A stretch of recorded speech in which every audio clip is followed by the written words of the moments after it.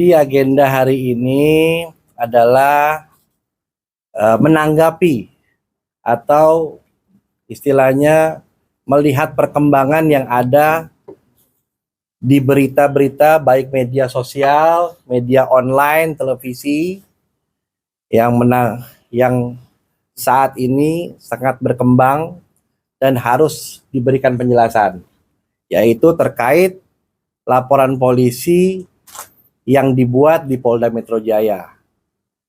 Itu agenda hari ini. Kaitan dengan yang disampaikan oleh teman-teman media bahwa itu berkaitan dengan klien saya bernama TA. Seperti itu. Jadi saya ingin menyampaikan bahwa terhadap laporan polisi tersebut saya sudah ditunjuk sebagai kuasa hukum dari manajemen, yaitu manajemen bernama T Manajemen, yang mana T Manajemen itu milik dari suami TA, yang mana TA sebagai talent di sana.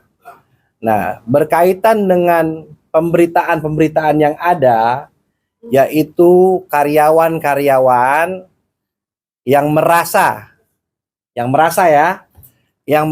dirinya belum terima gaji atau diperlakukan tidak sebagaimana mestinya selayaknya manusia.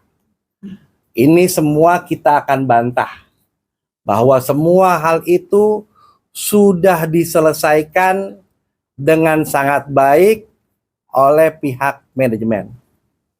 Itu yang mesti saya luruskan pertama. Yang kedua, terkait juga dengan hal-hal yang berkaitan dengan perbuatan-perbuatan yang diberitakan di media yang tidak jelas juntrungannya, sumbernya tidak jelas, siapa yang menyampaikan, namanya siapa, karyawannya siapa, juga itu kita bantah semua. Karena saya menunggu kalau memang ada pihak-pihak yang merasa dirugikan di sini, silakan membuat somasi atau membuat laporan polisi kaitan apapun. Nah, dua hari yang lalu tepatnya saya melihat adanya laporan polisi yang dibuat oleh saudara P, yang mana laporan polisi tersebut melaporkan dari media melaporkan selebgram klien saya berinisial TA, yang mana dalam laporan tersebut jelas-jelas dalam terlapornya tidak disebutkan namanya, hanya sebagai status dalam lidik. Jadi saya mengamati semua fenomena-fenomena yang ada. Jadi kalau kalian kemarin yang ikut konferensi pers, di sini jelas tertulis terlapor dalam lidik, bahwa tidak tahu siapa nama terlapornya. Kalau memang betul klien saya melakukan apa yang dituduhkan, kalau memang betul klien saya melakukan apa yang dituduhkan oleh pelapor, silakan tulis namanya, bahwa sampai saat ini terlapornya dalam status lidik. Itu yang pertama. Yang kedua, laporan polisinya kaitan dengan pengancaman, ya kan? Nah, kamu tahu nggak pengancaman itu pasal berapa? Pengancaman itu pasal 369. Itu tindak pidana berat yang ancaman hukumannya 9 tahun. Ini yang dilaporkan pasal berapa? Pasal 335. Yang mana frasa pasal 335 yaitu pasal yang dahulu dibilang adalah pasal keranjang sampah yang disebut dengan pasal perbuatan tidak menyenangkan, itu sudah dihapus. Jadi saya akan tunggu ini laporan polisi, dan saya akan buat laporan balik. Sebagaimana kalian pada tahu bahwa 2 orang yang pernah melakukan seperti ini kepada klien saya, yaitu kemarin Ayu Thalia, jadi tersangka terhadap laporan polisi yang dibuat terhadap S, anaknya Pak BTP, dan kemarin juga MZ juga melaporkan klien saya MI, tidak terbukti, ada konsekuensi hukum.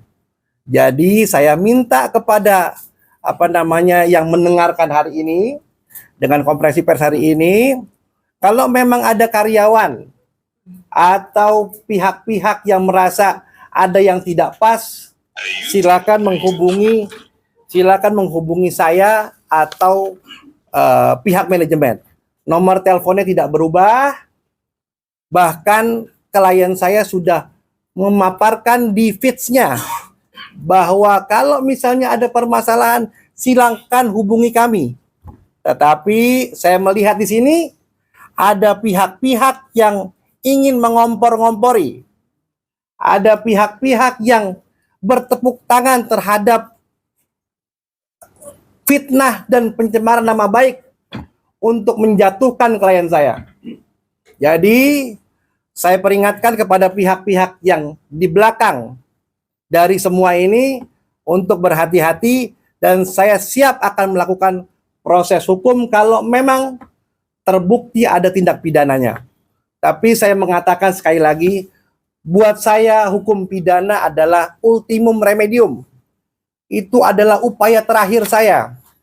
Kalau memang semua permasalahan ini, hal-hal ini yang bisa diselesaikan dengan secara baik-baik, dan menurut klien saya dan manajemen menyatakan bahwa semua ini permasalahan kaitan dengan gaji sudah selesai, atau bonus yang dibilang ada bahasa bonus, itu sudah selesai semua.